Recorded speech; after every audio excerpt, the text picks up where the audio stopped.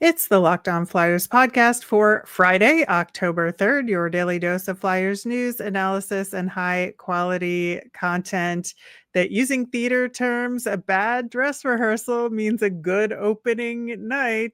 Is that true for the Flyers? It's not what I see.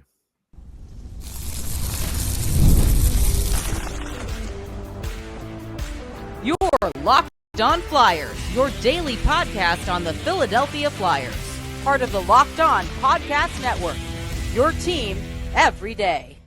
Hey there, and thanks for making Locked On Flyers your first listen every day. I am Rachel Donner. I've been podcasting about the Flyers, the NHL, and hockey for a decade, and I'm here with prospect expert and Flyers credentialed reporter for 20 years, Russ Cohen. Today's episode is brought to you by FanDuel. Download the FanDuel app now by visiting FanDuel.com. You can win $300 in bonus bets if your first $5 bet wins. To keep up with our latest episodes and Flyers news, you can find us at Locked On Flyers on Instagram, Threads, Blue Sky, and Twitter. And of course, here on the Locked On Podcast Network, your team every day. Russ, we are going to get into that penultimate preseason game against the New York Islanders. A lot of learnings, I think, from the outside looking in. We'll see about the Flyers learnings, but there's a lot for us to talk about there, as well as look ahead to the last preseason game. What do we need to see from them against the Devils? And then Locked On NHL did our top 100 players. Travis Konecny came in on that list. So we're going to talk about him and his placement on that list a little bit later on in the show. First off, a couple of guys come off the injured list, Carson DeWart and Lane Peterson. They immediately got sent to the Phantoms as expected. Yeah. Right. I think that was kind of a given after everything in the way that this game was handled, the lines were handled, and the way that Rick Tocchet was talking about it. Very interestingly, Jet Luchenko skated in warmups, right? But obviously did not play in the game. Like, They what do never you had think? any intention of playing them. Right. It's just like, what do you think all of this means for timing for him getting sent down? Do you think we still stand the way we talked about yesterday, that they're going Same to hold thing. on to him? No, they're going to hold on to him for a little while and kind of figure it out or try and figure it out. This game actually was a lot about Nick Delorier because they loaded him with minutes to kind of just see what his breaking point is and how he'd look. And there were some times where he just looked awful. I mean, he made a good hit, sure. But if you're telling me he's made the team over Rodrigo Abels, I'm going to be like, how is that possible? Yeah, I don't think that's the case. I think that, and I said as much on yesterday's show, but looking at the lineup for the game, I just kind of figured that since Abels had played in every preseason game, they were going to give him one night off and then stress test Delorier in this game. And I think I just I did am it as a, very if they do that, certain if they Abels do is that. going to show up in Yeah. the last game. And Oh, he might, but for what I yeah. hear, nobody from the Devils is showing up. I hear it's going to be a mostly AHL lineup. So it's not going to be a real test game for the Flyers, unfortunately. Well, we'll get into that question and more about it in the next segment, but I think that it's very important that we talk about Sam Ersson because I think he had a real solid first period there. I think he was tracking really well. I thought his positioning was good. And then just like I felt like it kind of started fraying at the edges in the second period. And, it's hard. There's the shorthanded goal against that was a 2-on-0. He did get scored on eventually when the Flyers were on the PK as well. So it was 2 even strength goals, 2 special teams goals. But overall, in the second and third period, it just felt very much like inconsistent Sam Ersson from last year. It did. I feel like he lost the thread there, and I don't hold the Shabanov goal against him. And if, No, again, listen. that was the one that I was like, that's all right. No, that one you can't do anything about. But all I'm saying is this. You could tell me all day long, hey, it's a 2-on-0. You can't expect the goalie to stop it. And all I'm going to tell you is there are some things you can count on in life. Sam Ersson not making that big save when he has to, and him having the save percentage that he currently has right now. Like, these are things he has been doing for years. It's not like it's something brand new or we're seeing something different or something has changed. And he's really not covering up pucks either. And we should talk about that because almost every rebound's in play. And that puts a lot of strain on the defense. Even though you want maybe to keep the puck moving, the other team knows you're doing that too and is looking for one of those that misses a player.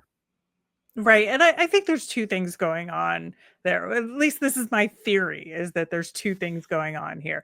I think Sam Ersson is naturally a guy who wants to keep the play moving, right? That's just Right. style. As often as he possibly can, he's gonna keep the puck moving. Now, I think that does create some rebound opportunities for the opposition. And I would say, like, for decent amounts of the game, the Flyers defense did clear the puck just fine. And so I think in most cases, it's okay. My other theory about it, or the other aspect of the game, is the Flyers and faceoffs. And if Sam Ersson freezes the puck, They're afraid they're going to lose the faceoff.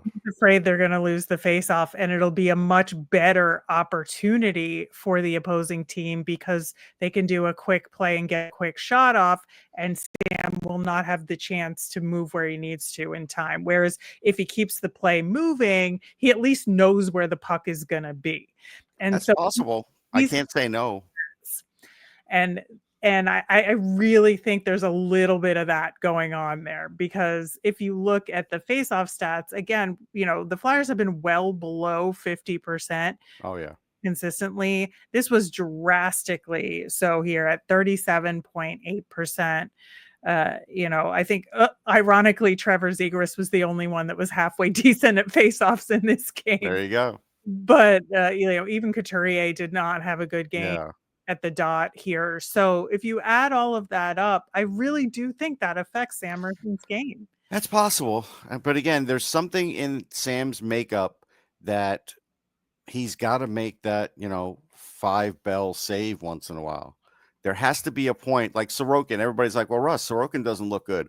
I'm like, that's true. He doesn't. But there was a point where Sorokin was on his back and made a tremendous save. I don't remember who took the shot, but it was a tremendous save. That save may have won the game for him.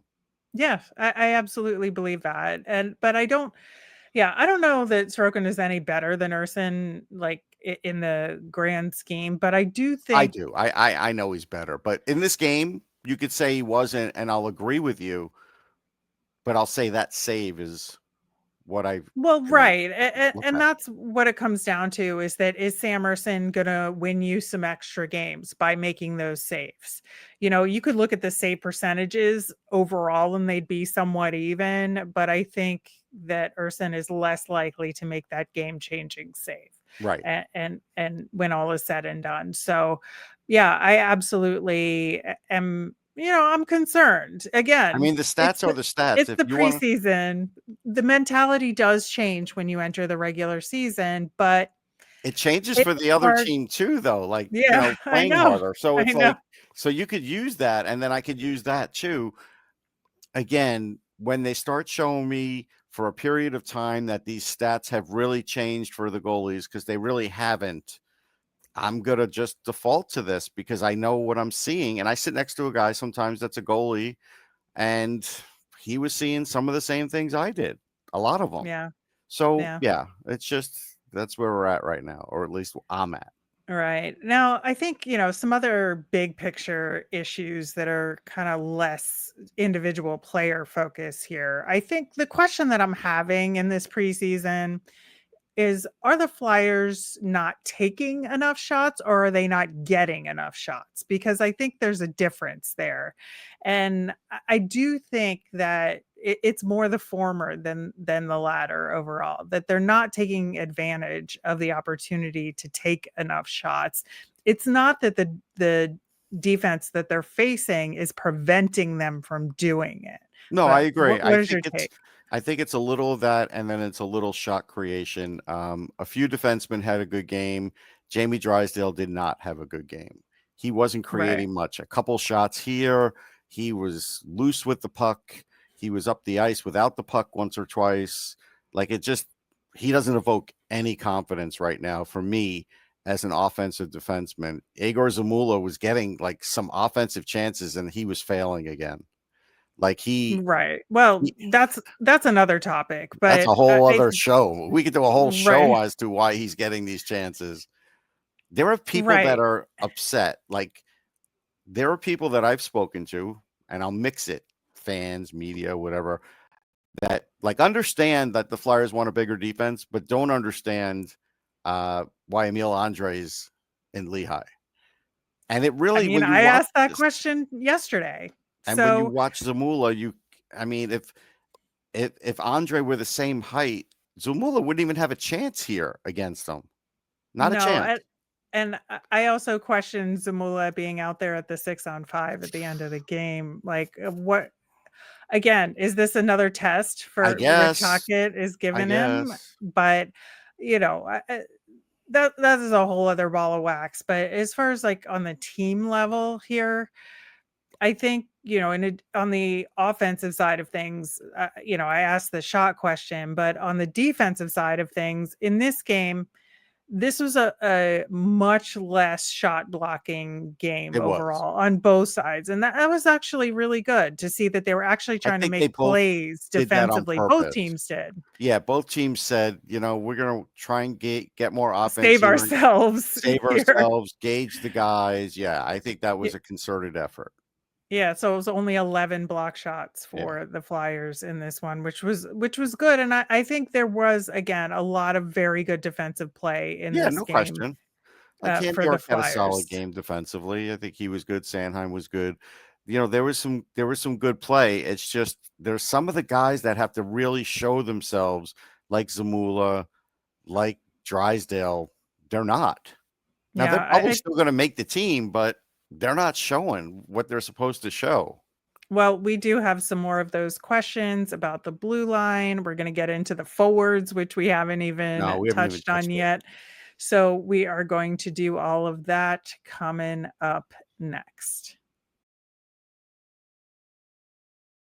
The NFL season's here, and FanDuel has an offer you don't want to miss. Right now, new customers can bet just $5 and get $300 in bonus bets if you win. That's right. Pick a bet, put $5 down, and if it hits, you'll unlock $300 in bonus bets to use across the app. I love how FanDuel gives me so many ways to play. I built parlays, tried player props, and even followed the live lines during games. It makes watching football even more exciting when you've got a little something riding on the action. Whether you're a casual fan or love diving into the stats, FanDuel makes the game day experience so much better. I still would go with least wins in the season for the New York Jets. So what are you waiting for? Visit FanDuel.com to download the FanDuel app today and get started. All right, on Monday's show, we will, of course, be recapping the final preseason game against the New Jersey Devils, which is taking place right after the Gritty 5K. So we're going to talk about that as well, as I will be there. Just a reminder, if you are participating, you can find me. I will be wearing a Locked On t-shirt, and Okay. I will have, I believe I'm going to use my Gritty crossbody bag that I have to hold the stickers that I will Right. have to give out. So if Cool. you find me there, I am happy to give you one of those. And I'm looking forward to trying to run it. We'll see how that goes. But we'll talk Ambitious. about all of that and the final rosters that they will be submitting on Monday on that show. Now, getting back into the game against the Islanders, I think, you know, we were talking about the blue line there. And one question that was still outstanding is Adam Yinning. Mhm.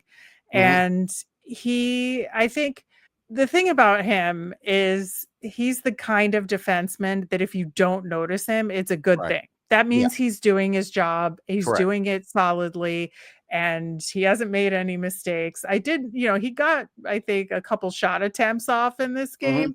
game, which was nice to see, but like unremarkable, but also solid, Yeah, I he was would solid. say. I have no bad things to say. And yes, Yeah, I he's just did not a notice him. flashy guy. Right. Never has been, but that's good. And when they're back to blocking shots, he'll be there for that.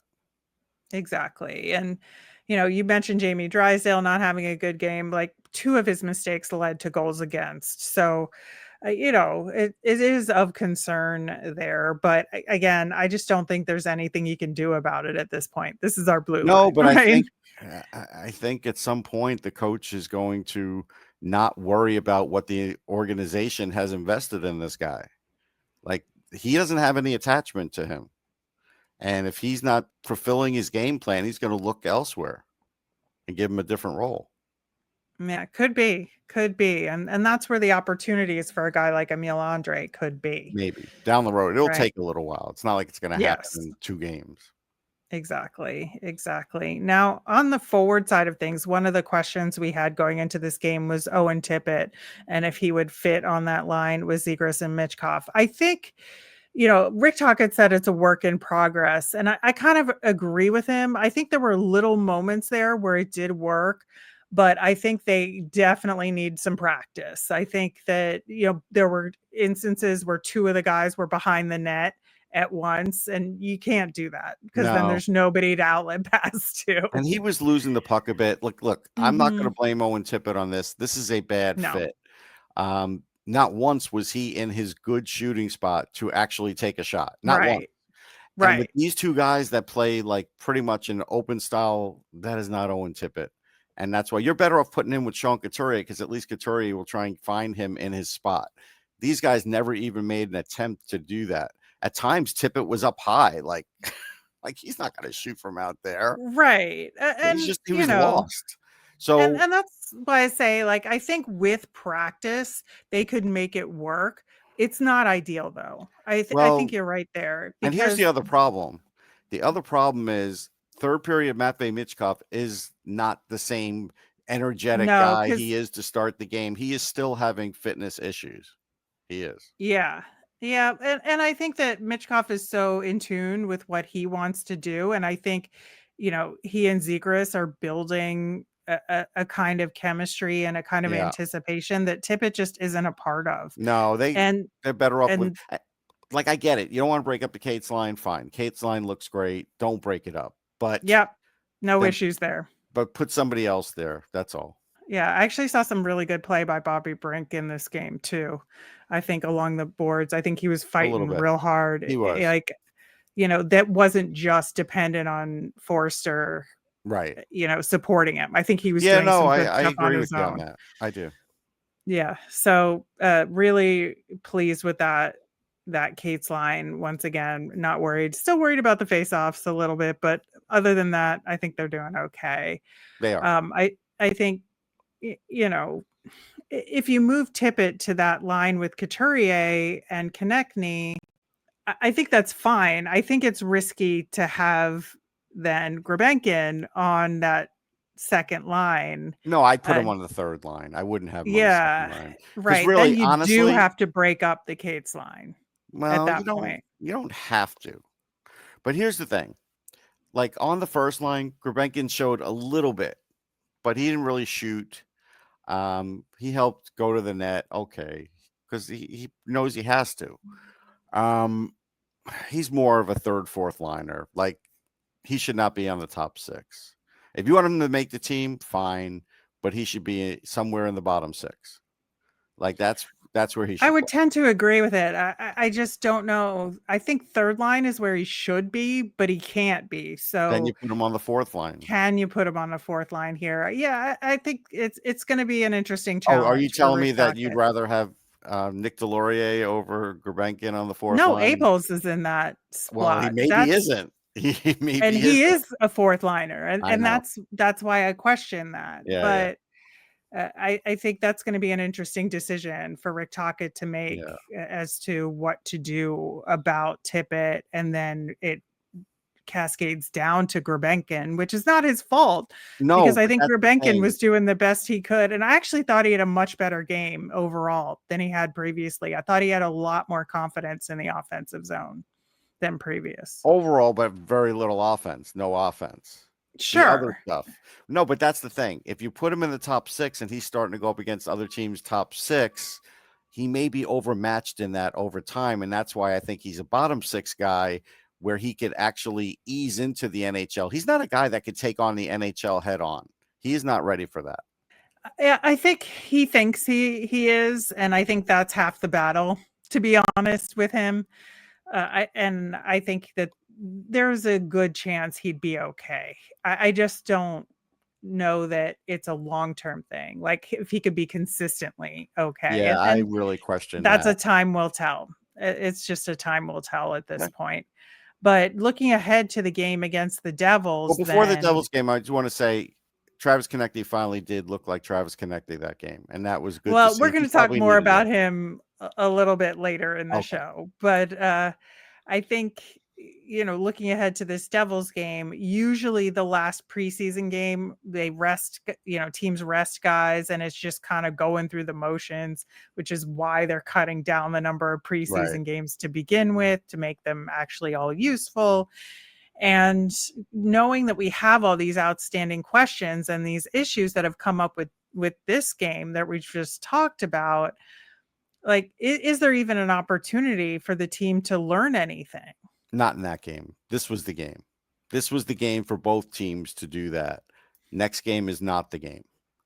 Because next game, and that's why Vladar probably will start, because it's just like, okay, you'll get a start, but it's going to be mostly AHLers for the Devils. They probably won't even have certain guys even travel. Who knows?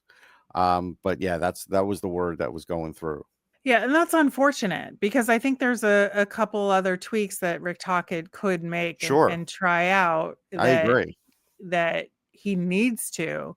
And I mean, maybe he'll do it anyway and just like, okay, the competition is what it is. I need to see what I see out of my guys. And, hockey players are hockey players. And, I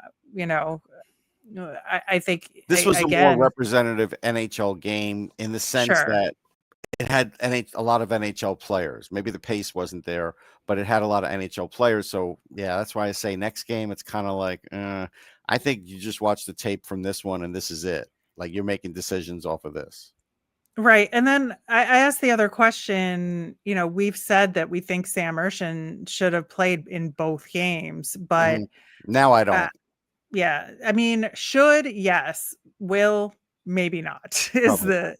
is the answer here. And so, yeah, given all that, I am a little concerned going into the regular season, but there are a lot of good things too. Sure, there's And good things happening. yeah, and again, there's some really good stuff happening on the blue line with Sanheim, I think with Cam York, I think with Yinning, and I think Nick Seeler is holding down the fort real well. So, I'm worried with the third pairing more than anything in terms of, the Zamula side of things, and we worry about Drysdale. And then, we've laid out the questions we have on the forward side of things. Yes. But it'll be interesting to see how the final roster shakes out, and are they gonna have 8D or not, and how that affects everything. But obviously we'll get those questions answered over the weekend and as a result of the game on Saturday, and we'll talk about it on Monday. In the meantime, Locked On NHL did a survey of all of the hosts to come up with the top 100 players, and one Philadelphia Flyer made the list, and we're going to talk about Travis Konecny and his place on that list coming up next.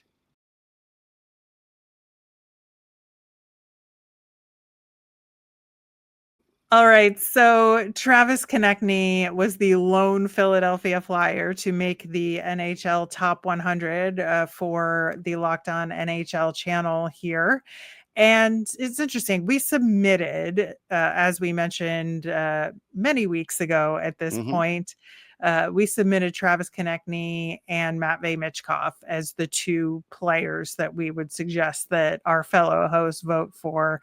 Konecny was the only one to make the list, and he came in at 74 on the overall list. And if you look at the list on your screen on YouTube right now, you could see he's right between Necas and Linus Olmark, which is like a very weird spot to be in. It is. But I think it's a really, I think, appropriate spot for him on that list. I would not have put him in the top 50, but I don't think he's near 100 either. But what do you think? I mean, I think he's better than Necas. I do.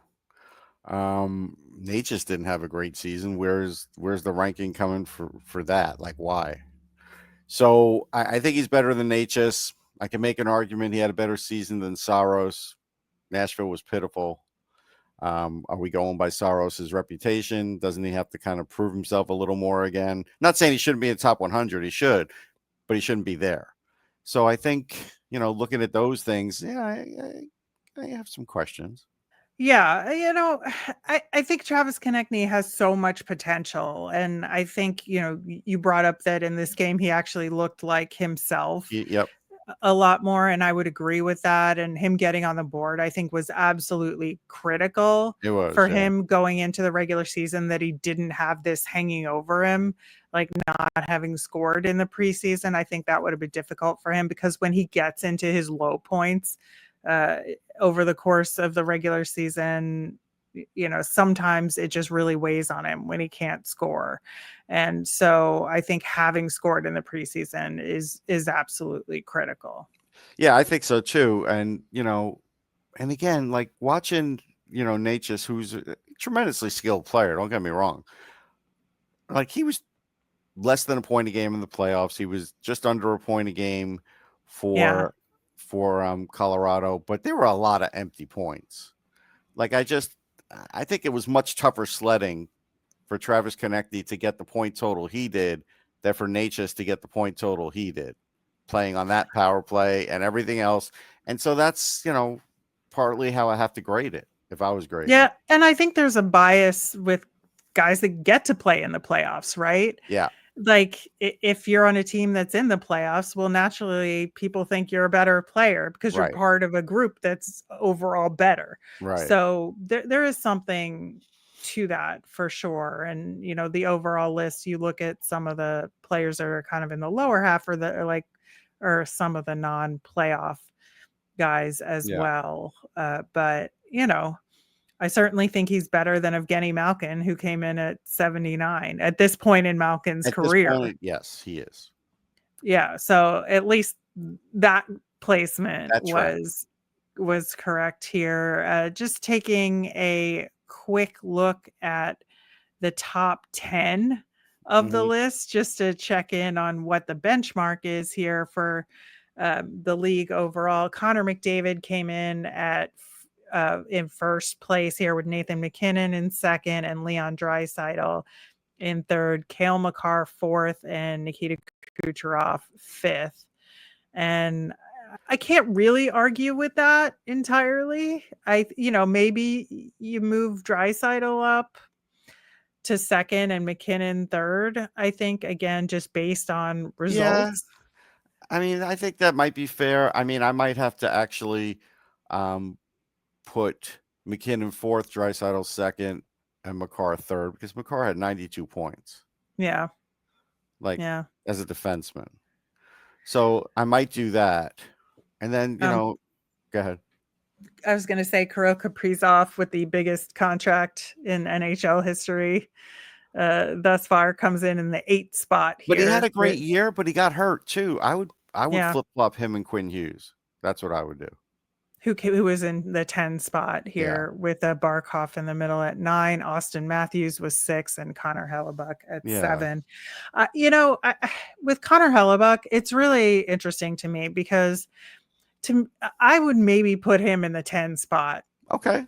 Here, just because I feel like there has to be some playoff results at some point, I don't think he played badly in the playoffs, because I felt like he actually had some good games. But results are results. So if that was the case, I wouldn't argue with it.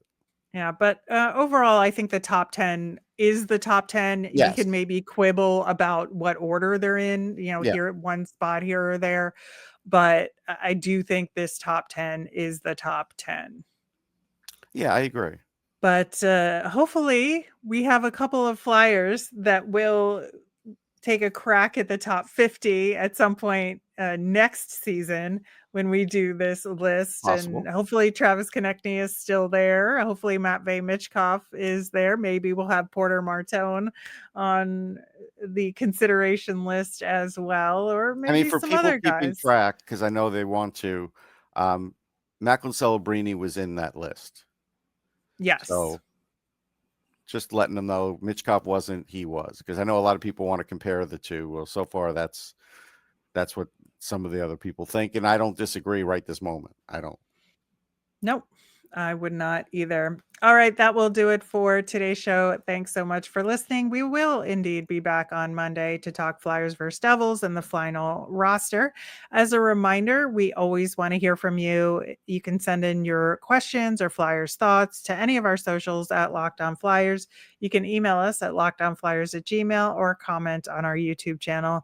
I'm Rachel. I'm on Blue Sky and Twitter at rmiriam. That's RMIRIAM. I'm Russ. I'm at Sportsology on the same socials, SPORTSOLOGY.